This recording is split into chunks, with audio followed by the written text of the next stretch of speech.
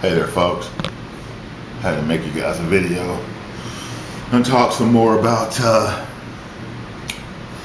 babes in Rumpland, Orange Rumpy, as the president, and just how utterly ridiculous it is.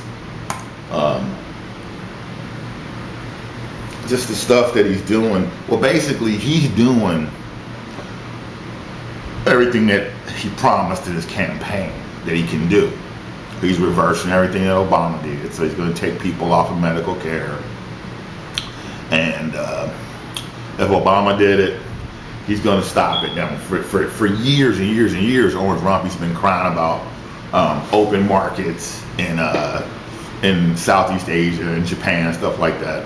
And the TPP, the Trans-Pacific Partnership, would have set that up. And Obama did that. So Orange Rumpy, he reversed that, of course.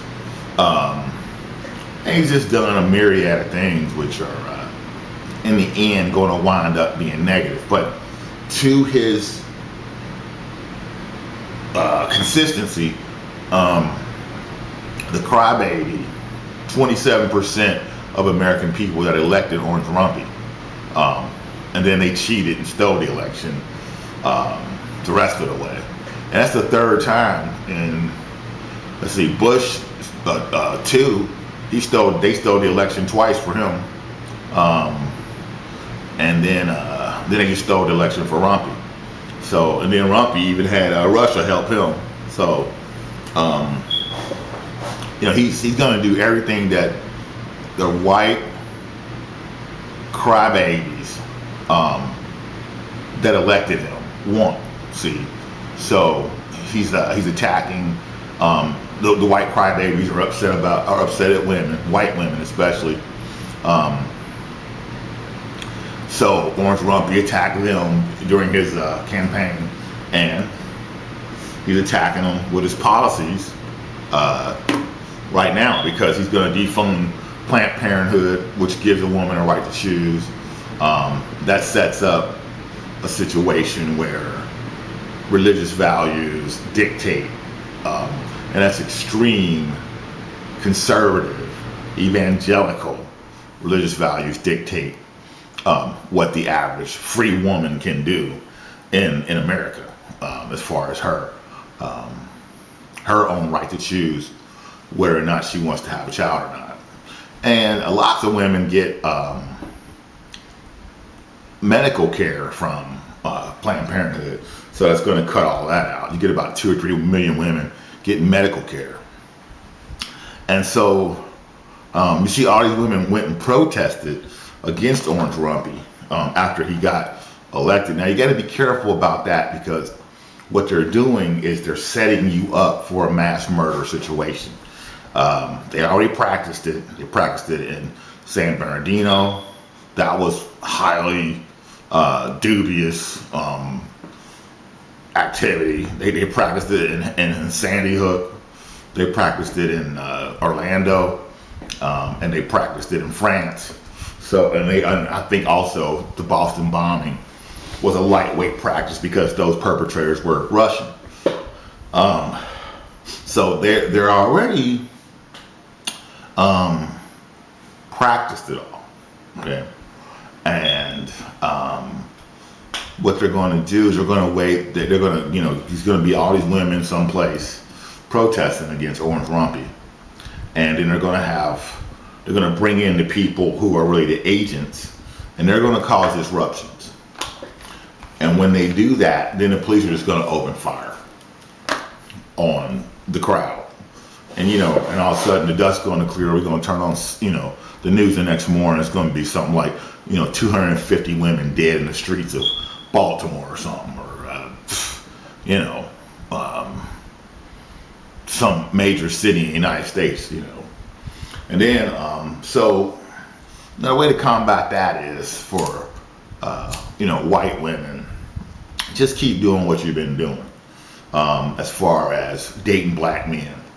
And you'll see more and more of white women dating black men, and even dating black men that don't even have stability, as far as a job goes, or as far as security goes.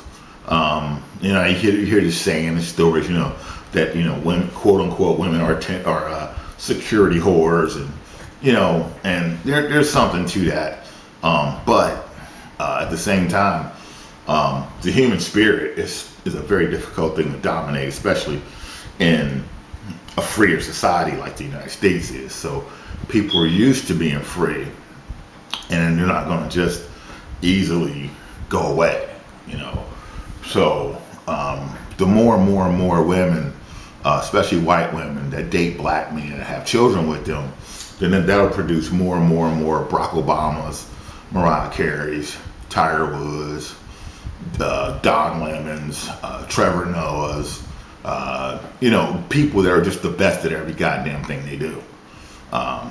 And those people will be able to, in the future, they'll be able to possibly save the world. Now, that's only a possibility because the Earth might not be saved because of the climate change. And the Orange Rumpy administration doesn't believe in the climate change. They think it's some kind of hoax or whatever. The only person, even in the Republican Party, that believes in climate change that was running for president was John Cash. And he said, yeah, well, climate change might be true, but we shouldn't do nothing about it, though. You see what I'm saying? So people, so we got bamboozled, we got hoodwinked, and we got our democracy stolen away by Orange Rumpy, who is ideologically a Nazi, a racist Nazi. And I'm not just saying that from me. I'm saying that from many different sources, including white sources. So, and that's the one thing when you argue with white people about racism, the best way to clobber them over the head is to use white people. And use white people that are smarter than them, see? So you can always refer to Noam Chomsky, who's the world's smartest person, when you talk about racism, white racism, because really no white person can refute what Chomsky's saying. If they do, they just get mad and start screaming at you or whatever, because he's the smartest person in the world. He's the father of modern linguistics, so he's the master of language, see? So he knows what the fuck he's talking about. So anyway, the way to deal with it is it's just for people of different races and cultures to just keep race mixing, keep mixing. And then what'll happen is by around the year 2030 to 2050, America itself, over half the people in America will have brown skin. And then by, say, 2060 or so, it'll be about 75%. And that will pretty much control the situation. I mean, right now, things ain't going to be good for the average person of color, because it's going to get worse. Because the orange rumpy people, when they saw Barack Obama was, every time they look at the TV screen, they saw a black man who was clean cut, logical, and normal. Now, white people, the orange rumpy types, and these are the ones that they're in middle management, and they're in their corporation, the 60-story glass office building, and they got a corner office on the 35th floor, and they got a staff, and blah blah blah. Those people, they are, when they look at Barack Obama, they see an assault on white supremacy. They see an actual assault on their genetic superiority, because Barack Obama is interracial and represents their genetic annihilation. Genetic annihilation at the hands of a white woman going out with a black man. And so, just by the very fact that a man is the president, women, like, you ever notice how, like, lots of women, they'll just want to sleep, they just want to fuck the preacher, at their church, just because he's the preacher, like they want the dick of God, or whatever, or whatever. Well, the same thing with the president. Just because a man is the president, lots of women will just masturbate looking at the television. So when these white motherfuckers, these white men catch their wife masturbating while they're watching the news with Barack Obama on it or something like that, that just drives that white motherfucker crazy. Drives them insane. Or even if they're not doing that, they may be sitting there and they may have that look in their eyes that he's familiar with when they want to have sex, but they're looking at Barack Obama. See? So this is what they're really sick of. At the core of Donald Trump getting elected is the white male feeling castrated by the black male. So he's tired of that. It's really a war against black dick, is what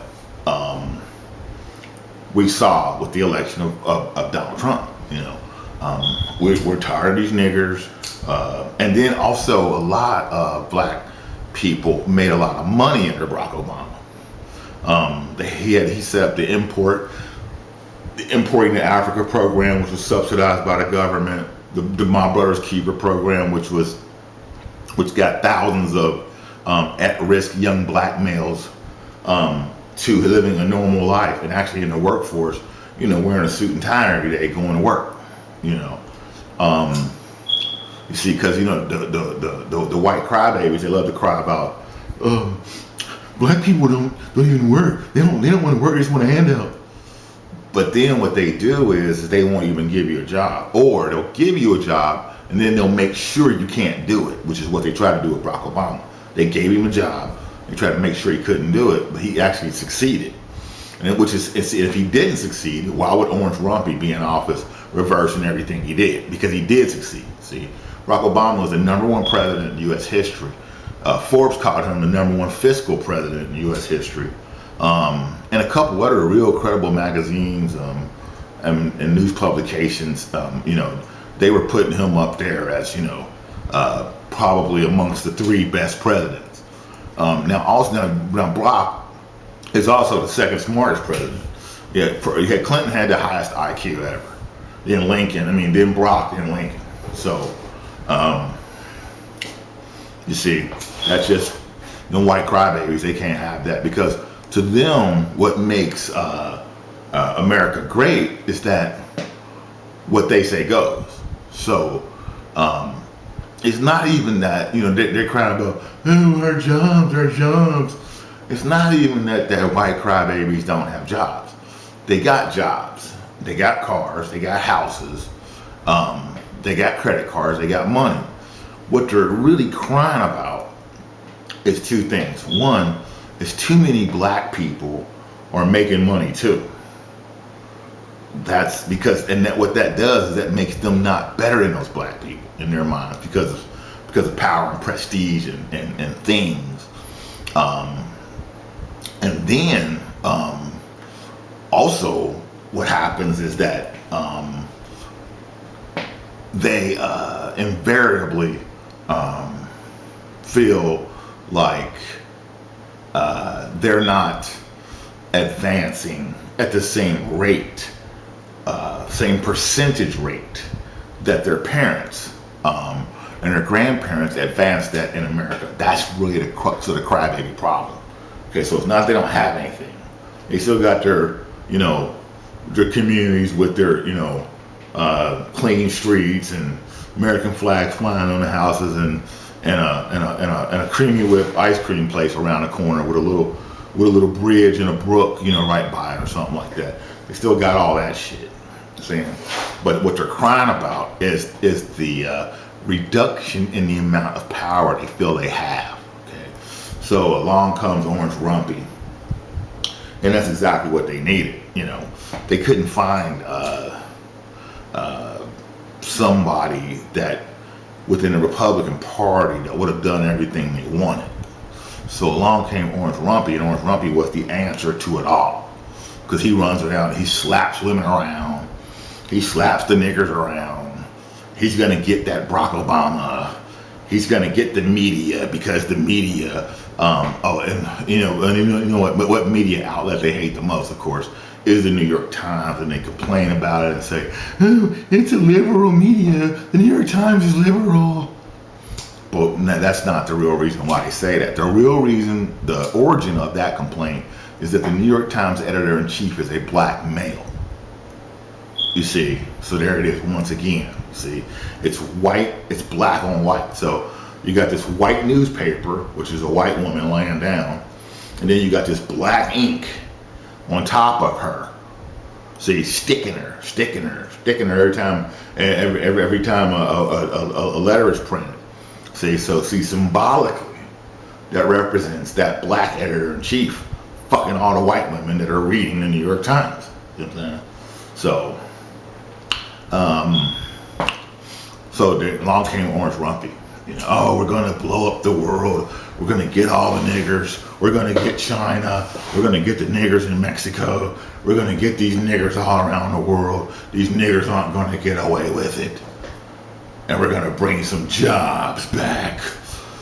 Some good paying jobs back to you whiteys, you know, and these white motherfuckers are the ones that, you know, it's just so predictable. I mean, like they got these movies that these crackers love, you know, like John Wick, you know, John Wick, that's his dick.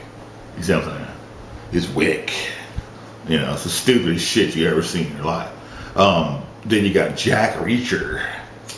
Jack Reach Her. See what I'm saying? So it's an effort to try to, you know, connect back to, you know, the machismo, the white machismo back to women, you know, and it's just ridiculous.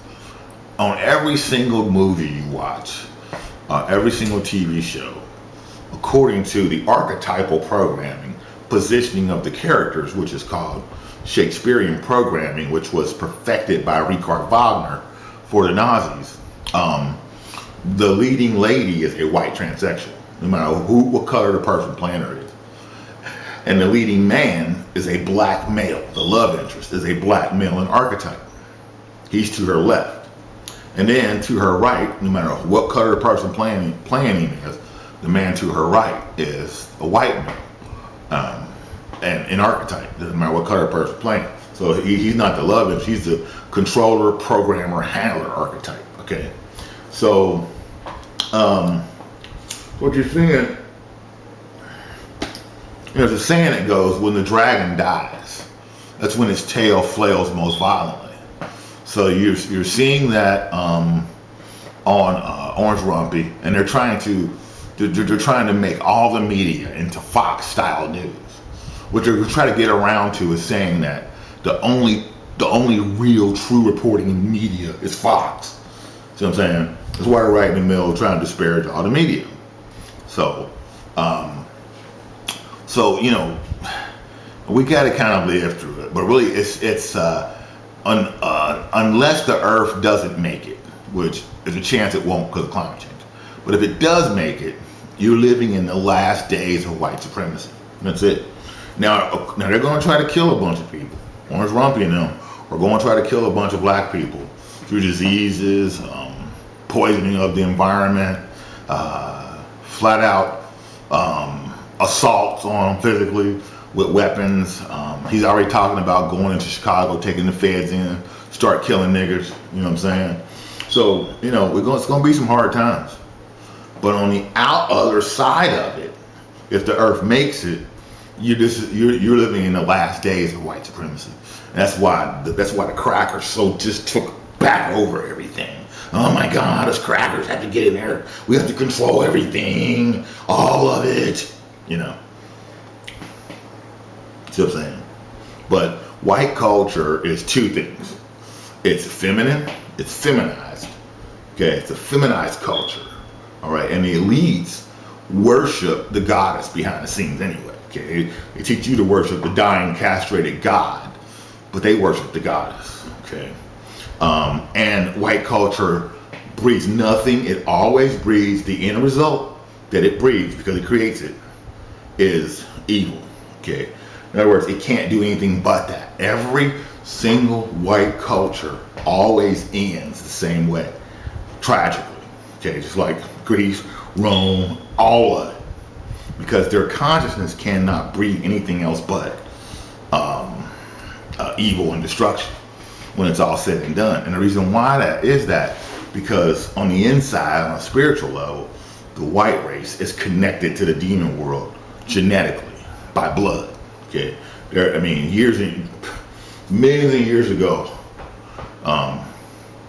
the original crackers, the fodder mother crackers, a lot of them, not all of them, some of them were good and didn't do this, but the majority of them, or at least half of them, made it with the demon world. They performed rituals and shit like that. And they actually would manifest demons into people and then mate with them, like Rosemary's Baby. So that's white stuff. And that's where the term evil actually comes from. Evil is the opposite of live. It's live inverted, E-V-I-L, L-I-V-E. And there was no such thing as it until the white race showed up on planet Earth around 242,000 BCE, and they began mating with animals. Okay, so that was a way to de-evolve the species. Okay,